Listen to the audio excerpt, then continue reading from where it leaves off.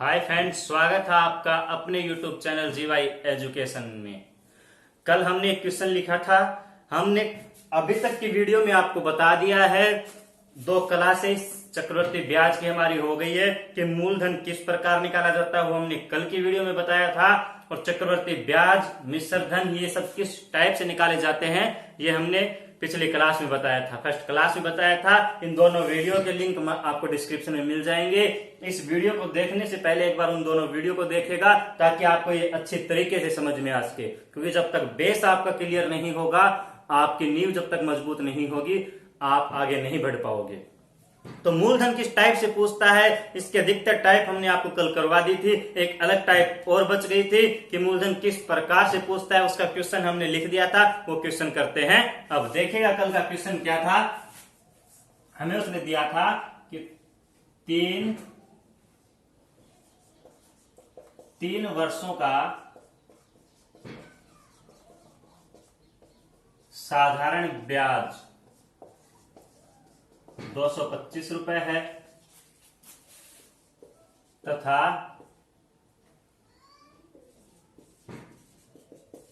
2 वर्षों का चक्रवृद्धि ब्याज।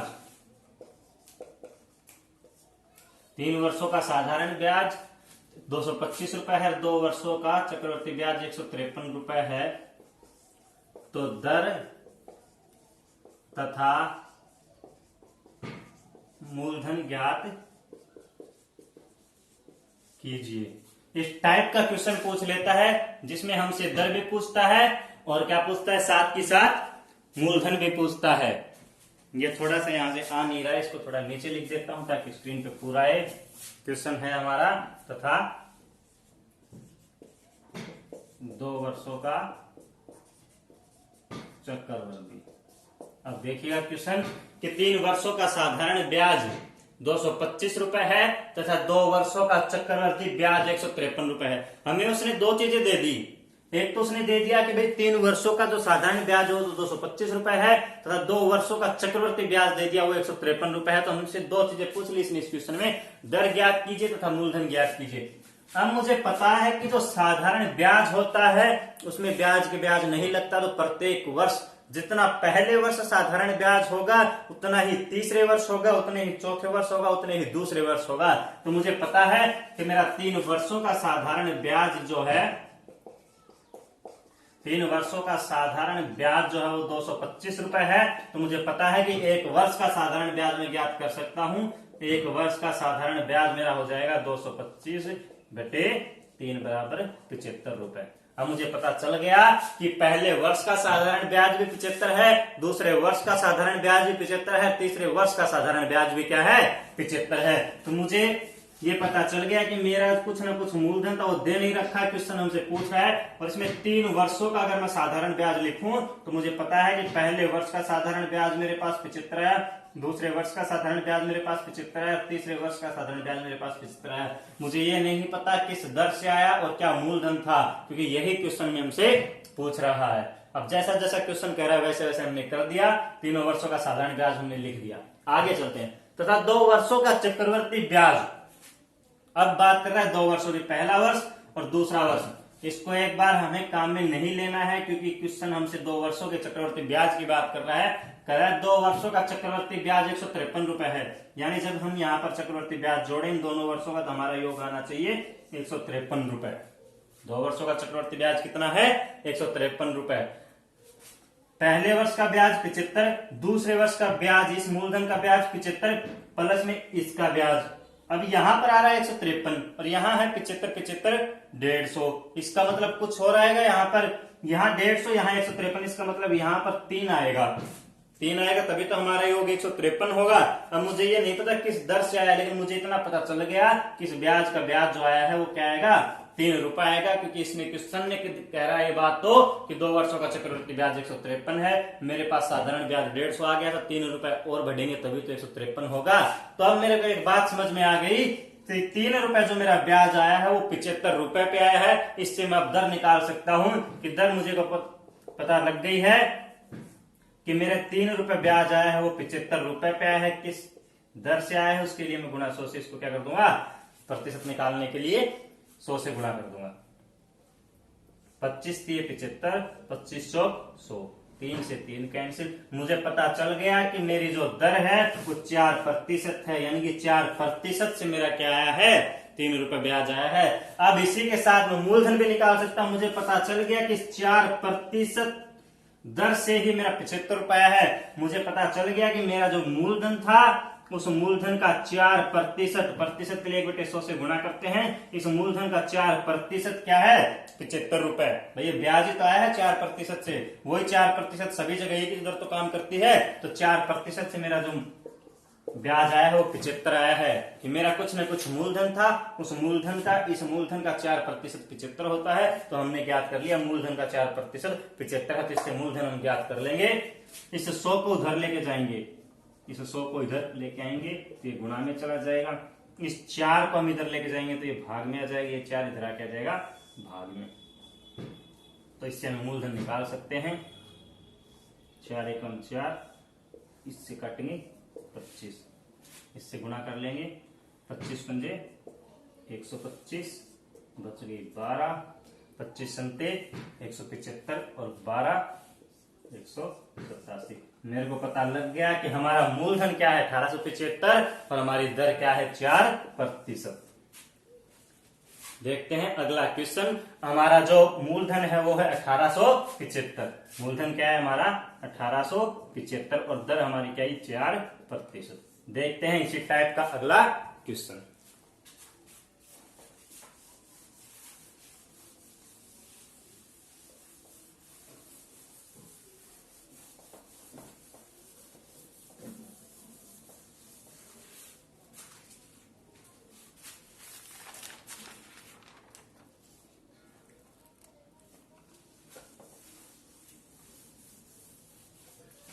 अब की बार क्वेश्चन में हम ये संख्याएं बदलते हैं।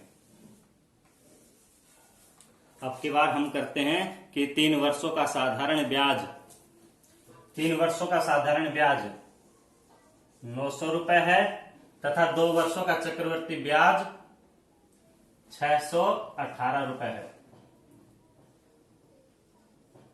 2 वर्षों का चक्रवर्ती ब्याज 618 रुपए है और 3 वर्षों का साधारण ब्याज 900 रुपए है। तो दर तथा मूलधन ज्ञात कीजिए। उसी टाइप से करना है। मेरे को पता है कि मेरा 3 वर्षों का साधारण ब्याज 900 रुपए है। अगर पीछे वाला क्वेश्चन थोड़ा कम समझ में आया हो तो उसी टाइप का एक क्वेश्चन है, सेम टू सेम क्वेश्चन है, सिर्फ हमने संख्याएं बदली है। इस क्वेश्चन को थोड़ा और अच्छी तरीके से समझते हैं।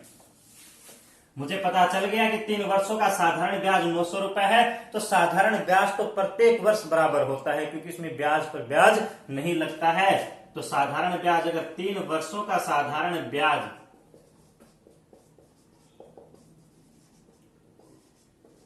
अगर 900 रुपए है तो 1 वर्ष का साधारण ब्याज में निकाल सकता हूं।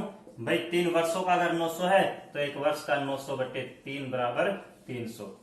मेरे को पता चल गया कि मेरा जो मूलधन है उस मूलधन पर प्रत्येक वर्ष मेरे 300 रुपए आते हैं। पहला वर्ष, दूसरा वर्ष साधारण ब्याज और तीसरे वर्ष साधारण ब्याज। आगे क्वेश्चन कह रहा है तथा 2 वर्षों का चक्रवर्ती ब्याज 618 है। बात सिर्फ अब पहले वर्ष और दूसरे वर्ष की ही कर रहा है। चक्रवर्ती ब्याज के लिए, चक्रवर्ती ब्याज के लिए कितने की बात कर रहा है, सिर्फ पहले और दूसरे वर्ष की, तीसरे वर्ष की बात नहीं कर रहा है। तो पहला वर्ष और दूसरा वर्ष, दोनों वर्षों का मिलाकर मेरे को चक्रवर्ती ब्याज कितना मिलना चाहिए, 618 रुपए मेरा चक्रवर्ती ब्याज मेरे को मिलना चाहिए। लेकिन यहाँ पर साधारण ब्याज आ रहा है 300, 300, 600, इसका मतलब 18 रुपए ब्याज हो रहेगा। भाई इस मूलधन का ये ब्याज आ गया, इस मूलधन का दूसरे वर्ष का ब्याज ये हो गया। चक्रवर्ती ब्याज की बात करें तो इस 300 का भी ब्याज लगेगा और 300 का ब्याज कितना लगेगा वो किसने ही हमें बता दिया कि भाई चक्रवर्ती ब्याज 618 है और यहाँ योग आ रहा है 300, 300, 600, इसका मतलब 18 रुपए और ब्याज के लगेंगे तभी तो 618 आएगा हमारा योग।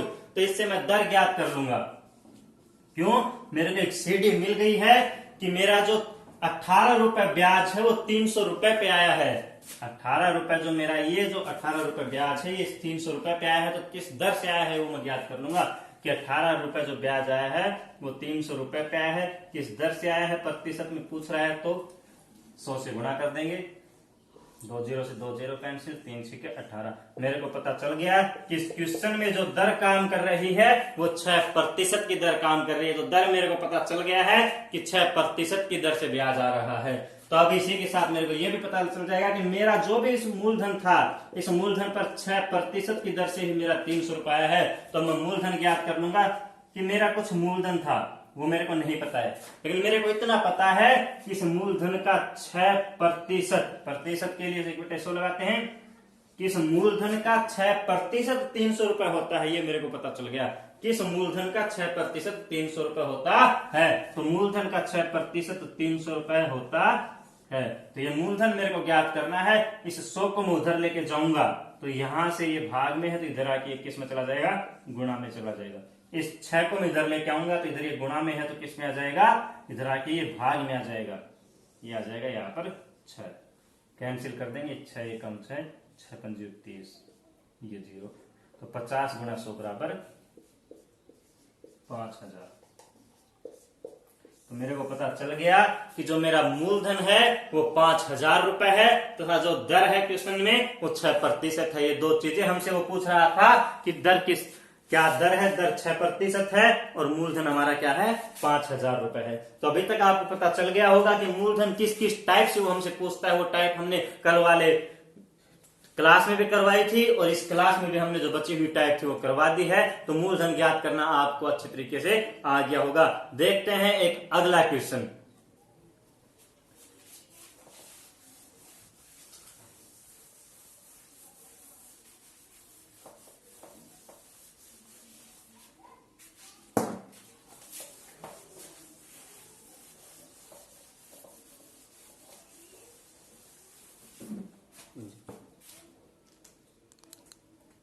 देखते हैं अगला क्वेश्चन।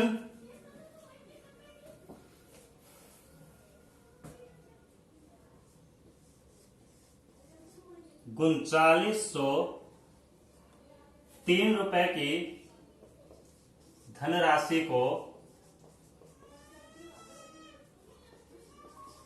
एक व्यक्ति अपने 2 बेटों के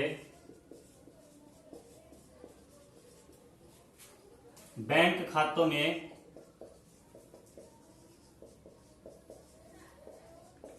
इस प्रकार जमा करवाना चाहता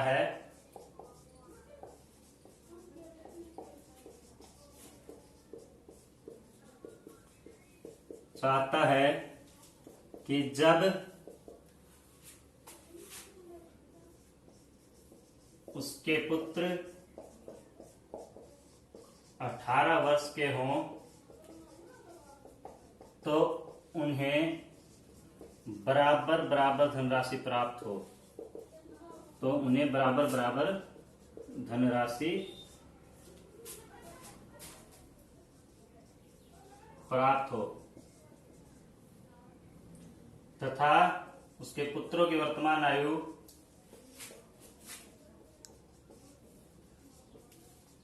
तथा उसके पुत्रों की वर्तमान आयु 13 व 15 वर्ष है। वह चक्रवर्ती ब्याज की दर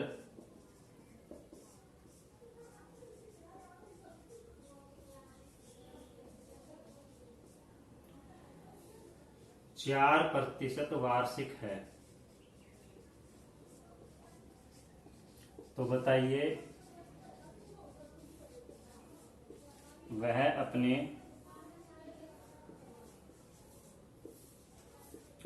छोटे बेटे के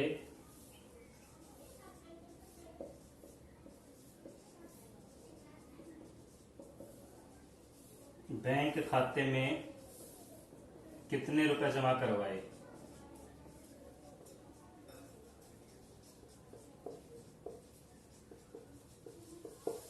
मोस्ट क्वेश्चन है, देखिएगा। 3903 रुपए की धनराशि को एक व्यक्ति अपने 2 बेटों के बैंक खाते में इस प्रकार जमा करवाना चाहता है कि जब उसके पुत्र 18 वर्ष के हों तो उन्हें बराबर बराबर धनराशि प्राप्त हो तथा उसके पुत्रों की वर्तमान आयु 13 व 15 वर्ष है। तो चक्रवर्ती ब्याज की दर 4% वार्षिक है, तो बताइए वह अपने छोटे बेटे के बैंक खाते में कितने रुपए जमा करवाइए। तो ये क्वेश्चन देखने में आपको बहुत बड़ा लग रहा होगा, लेकिन इस क्वेश्चन को हम बताएंगे आप किस प्रकार 5 से 10 सेकंड में इस क्वेश्चन को कर सकते हो। सबसे पहले इस क्वेश्चन को करने के लिए आपको दर देखनी है। दर क्या दे रखी है इसने? 4%। दर क्या दे रखी है? 4%। 4% को क्या लिख सकते हो आप? 1/25। 4% को हम क्या लिख सकते हैं? 1/25। भाई 4 गुना 1/100 करेंगे तो 1/25 आता है। अब जब भी ऐसा क्वेश्चन आए, दो बेटों की बात कर रहा है, तो एक की 25 मान लेंगे, एक को ऊपर वाला बढ़ाकर 26 मान लेंगे। ये मान लिया हमने 25 और एक बड़े बेटे का मान लिया हमने 26। अगर यहां पर 2 होता तो 25 और 2 बढ़ा के माना जाता 27। ठीक है। अब देखिएगा उनकी आयु में अंतर है 2 वर्ष का, 13 व 15 वर्ष, 2 वर्ष का अंतर है, तो इनका कर देंगे हम स्क्वायर। इनका कर देंगे हम स्क्वायर। स्क्वायर करेंगे तो 25 का स्क्वायर आएगा 625 और 26 का स्क्वायर आएगा 676। योग कीजिएगा, फिर इनको जोड़ना है 1301। अगर वह व्यक्ति 1301 रुपए जमा करवाना चाहता तो छोटे पुत्र के बैंक खाते में 625 रुपए जमा करवाता और बड़े पुत्र के बैंक खाते में 676 रुपए जमा करवाता। अगर वह व्यक्ति 1301 रुपए जमा करवाना चाहता तो। लेकिन क्वेश्चन कह रहा है कि वो 1301 रुपए नहीं जमा करवाना चाहता, वो तो 3903 रुपए जमा करवाना चाहता है। 1301 रुपए जमा न करवाकर 3903 रुपए जमा करवाना चाहता है। कितने गुणा पर बैठा है? 1301 के 3 गुणा पर बैठा है, तो क्वेश्चन में बैठा प्रत्येक मान उतने गुणा हो जाएगा। बात किसकी कर रहा है? छोटे पुत्र की। तो छोटे पुत्र के बैंक अकाउंट में 625 का भी 3 गुणा हो जाएगा और ये आ जाएगा 1875 रुपए।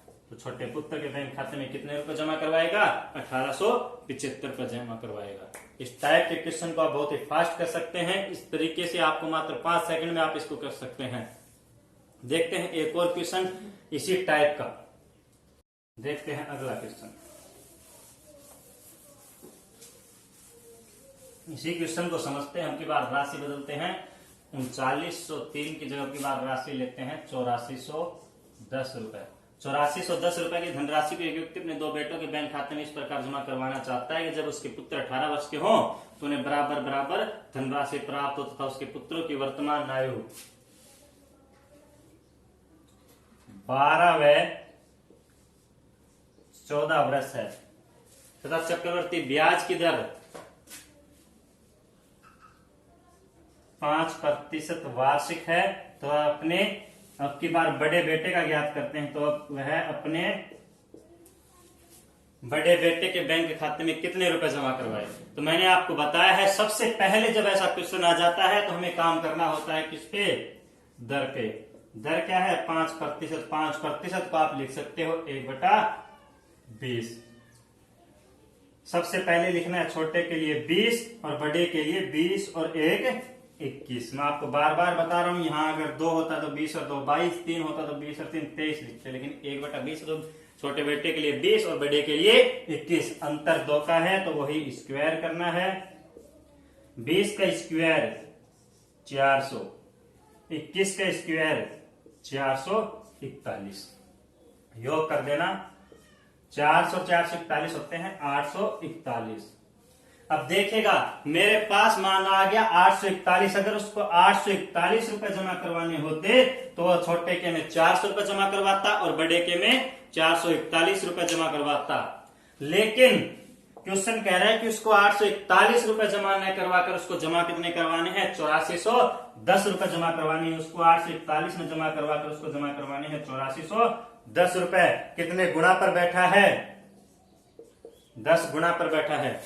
कितने गुणा पर बैठा है? 10 गुणा पर बैठा है। नीचे नहीं दिख रहा होगा, दोबारा लिखता हूं कि उसको 841 रुपए न जमा करवाकर उसको जमा कितने करवाने हैं? 8410 रुपए जमा करवाने हैं। 841 जमा न करवाकर 8410 जमा करवाने। कितने गुणा पर बैठा है? 10 गुणा पर बैठा है। तो क्वेश्चन में बैठा प्रत्येक मान उतने गुणा हो जाएगा। हमसे पूछ रहा है किसके? अपने बड़े बेटे के। तो बड़े बेटे के में भी वो 441 ने जमा करवाकर गुणा 10 4410 रुपए जमा करवाएगा। हमारा आंसर आ गया 4410 रुपए।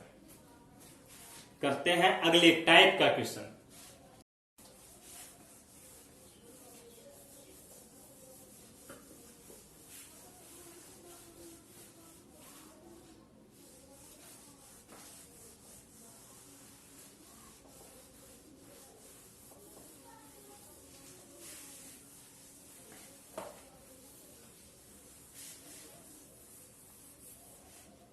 देखते हैं अगली टाइप के क्वेश्चन की, किस टाइप के क्वेश्चन वो हमसे कई बार एग्जाम में पूछ लेता है। क्वेश्चन है, किसी निश्चित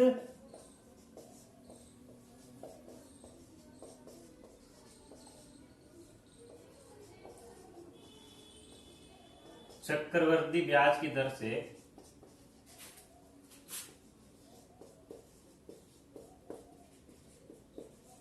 कोई धनराशि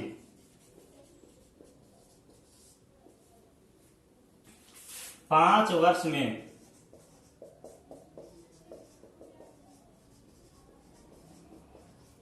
अपने आप का 3 गुना हो जाती है,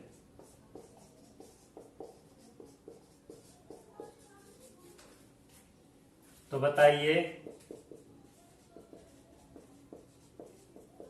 कितने वर्ष में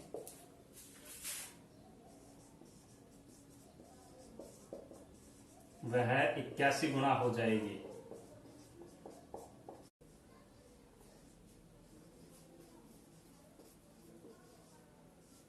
देखिएगा क्वेश्चन में कि निश्चित चक्रवृद्धि ब्याज की दर से कोई धनराशि 5 वर्ष में अपने आप का 3 गुना हो जाती है। 5 वर्ष में अपने आप का 3 गुना हो जाती है, तो बताइए कितने वर्ष में वह 81 गुना हो जाएगी।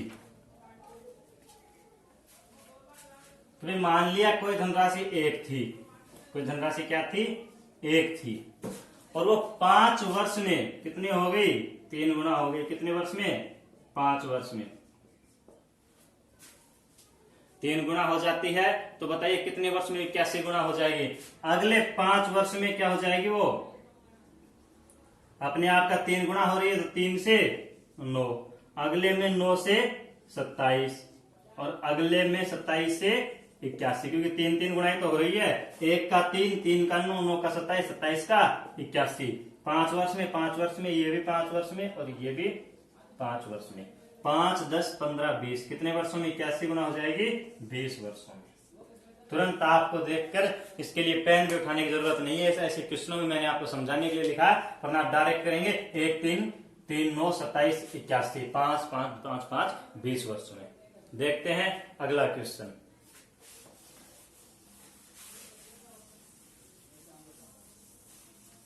इसी में देखते हैं कि कोई किसी निश्चित चक्रवृद्धि ब्याज की दर से कोई धनराशि 7 वर्ष में अपने आप का 7 वर्ष में अपने आप का 2 गुना हो जाती है, तो बताइए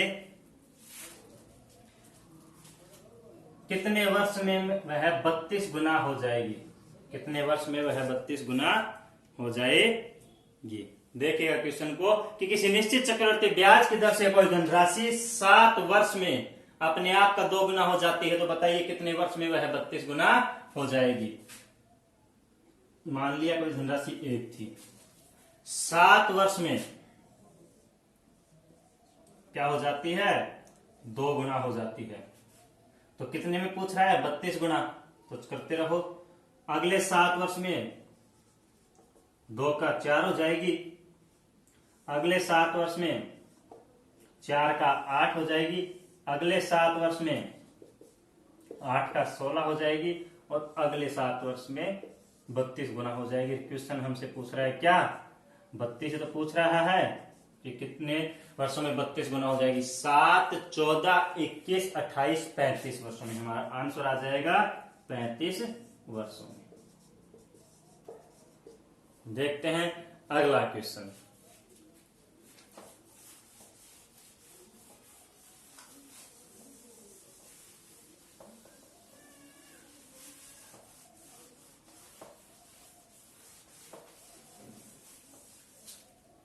देखते हैं अगली टाइप का क्वेश्चन। 2000 रुपए की धनराशि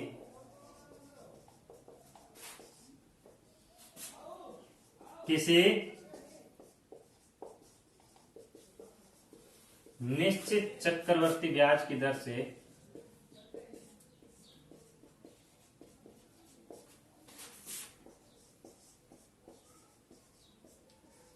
4 वर्षों में 3,000 रुपए हो जाती है,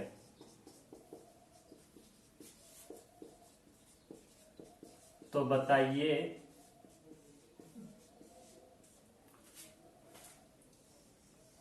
8 वर्ष बाद धनराशि कितनी हो जाएगी।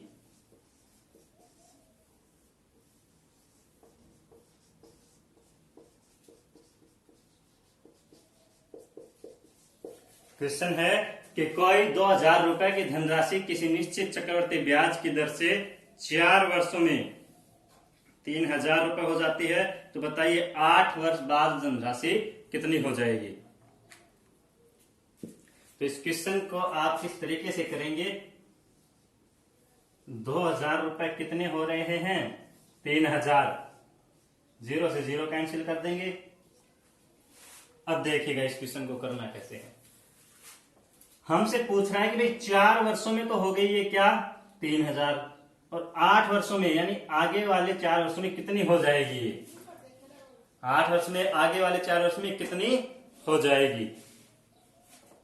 तो आगे की बात कर रहा है, तो हम करेंगे सबसे पहले इस संख्या को उठाएंगे 3 बटे ये संख्या 2 गुणा में, अगर बात कर रहा है बाद वाली संख्या की तो ये संख्या लेंगे, और बात करता कि 2 वर्ष पहले 4 वर्ष पहले मूलधन कितना था, 4 वर्ष पहले संख्या कितनी थी, धनराशि कितनी थी, तो हम ये संख्या उठाएंगे। बात कर रहा है आगे की कि कितनी हो जाएगी, तो गुणा में इस आगे वाली संख्या को ले लेंगे, कैंसिल कर देंगे। 1,500 बराबर कितनी हो जाएगी, 4,500 रुपए। कितनी हो जाएगी, 4,500 रुपए। मैंने आपको बताया करना क्या है, लिख लेंगे, इनको कट कर देंगे आपस में, फिर इस आगे वाली संख्या को, बात जिस पे कर रहा होता है, हमसे पूछ रहा है 8 वर्ष बाद धनराशि कितनी हो जाएगी, बात आगे की कर रहा है, तो आगे वाली संख्या को लेंगे 3 बटे में पीछे वाली संख्या 2, और आगे गुणा में भी यही संख्या लिखेंगे। अगर हमसे क्वेश्चन ऐसे पूछता कि भाई कोई धनराशि 4 वर्षों में 3,000 हो गई, तो बताओ 2 वर्ष पूर्व धनराशि कितनी थी। अगर ऐसा क्वेश्चन वो हमसे पूछ लेता तो हम क्या करते, ऐसे कंडीशन में हम इसको पहले लिखते यहां पर। तो देखते हैं अगला क्वेश्चन।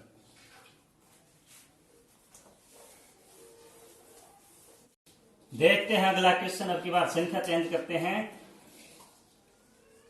1,200 रुपए की धनराशि किसी निश्चित चक्रवर्ती ब्याज की दर से 3 वर्षों में 1,500 रुपए हो जाती है, तो बताइए 6 वर्ष बाद धनराशि कितनी हो जाएगी।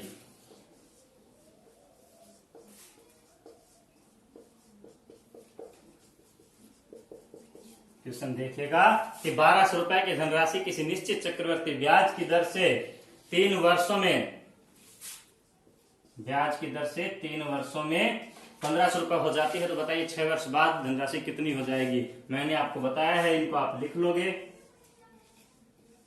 1,200 से कितनी हो रही है, 1,500, कितने वर्षों में, 3 वर्षों में।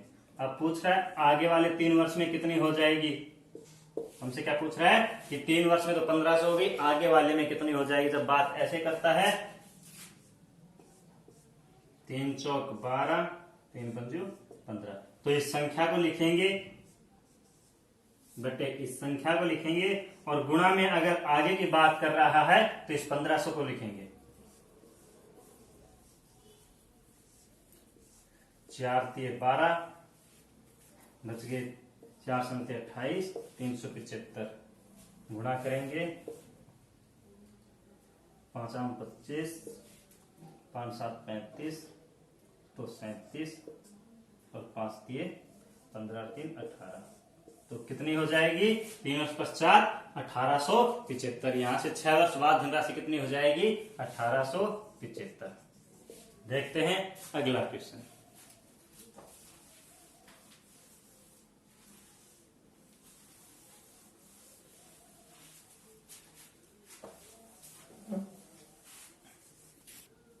अगला क्वेश्चन करते हैं। कोई धनराशि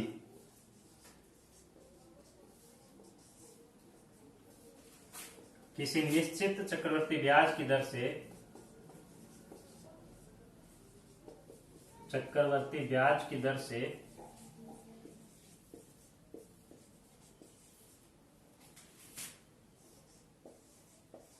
4 वर्षों में 4500 रुपए हो जाती है,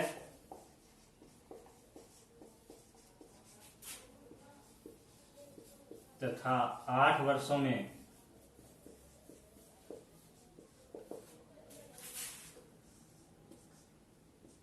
6750 रुपए हो जाती है।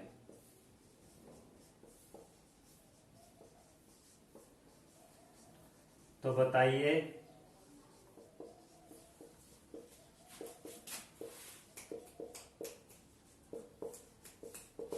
प्रारंभ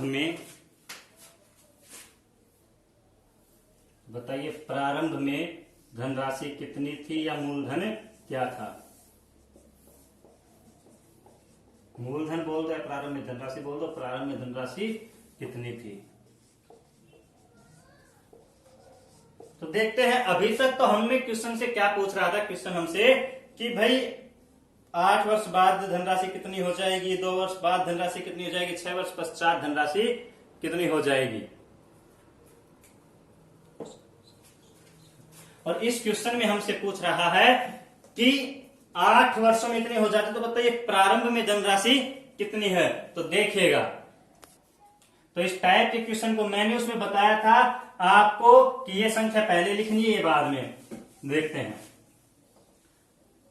कि 4 वर्षों में हमारे को ये संख्या ये पूछ रहा है, और ये 4 वर्षों में कितनी हो गई, 4 वर्ष में हो गई ये 4500, और 8 वर्षों में, यहां से 8 वर्षों में यानी और 4 वर्षों में ये कितनी हो गई 6750। तो पूछ रहा हमसे ये है कि पूर्व की संख्या पूछ रहा है हमसे। कैंसल, 225 से 2, 225 से काटेंगे 3। तो अभी तक तो हम क्या कर रहे थे कि यहां की संख्या हमसे पूछ रहा था, तो हम 3/2 गुणाए, लेकिन मैंने आपको बताया था कि जब उसमें तो ये आगे की संख्या पूछ रहा था, और अब हमसे पूछ रहा है पहले की संख्या। अगर इस साइड की संख्या पूछ रहा है तो इसको पहले लिखेंगे, और अगर इस साइड की संख्या पूछ रहा है तो इसको पहले लिखेंगे। तो हम लिखेंगे 2, इसको पहले, बटा ये 3, गुणा। अब गुणा में हम ये संख्या लिखेंगे कि ये संख्या, उस क्वेश्चन में हमसे ऐसे पूछ रहा था तो हम ये संख्या लिखेंगे, और इस क्वेश्चन में हमसे पहले पूछ रहा था हम गुणा में ये संख्या लिखेंगे। 3 से कैंसिल करेंगे 1500, 1500 दूनी 3000।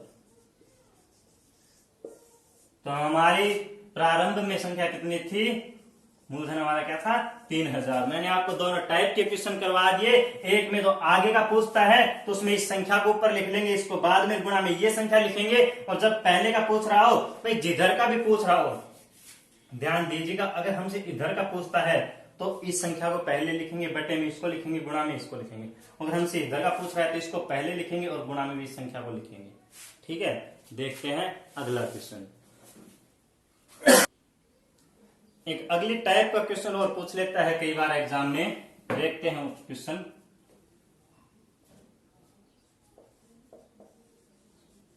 ₹10,000 मूलधन पर, 10,000 रुपए मूलधन पर पहले वर्ष 3% की दर से,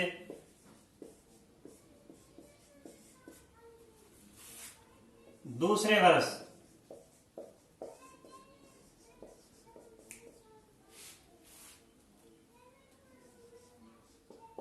4% की दर से,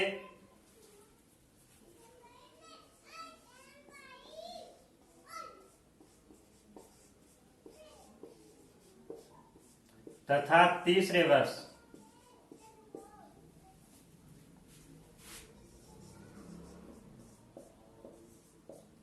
5% की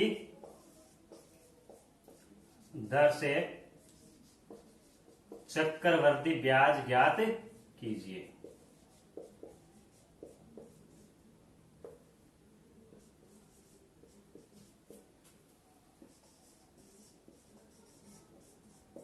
एक ही क्वेश्चन में हमसे 3 टाइप की दर दे दी कि भाई 10,000 रुपए की धनराशि पर पहले वर्ष 3% की दर से ब्याज लगता है, दूसरे वर्ष 4% की दर से ब्याज लगता है, तो तीसरे वर्ष 5% की दर से ब्याज लगता है। तो चक्रवर्ती ब्याज ज्ञात कीजिए। देखते हैं, करते हैं आज की क्लास को यहीं तक। इस क्वेश्चन को कल करेंगे।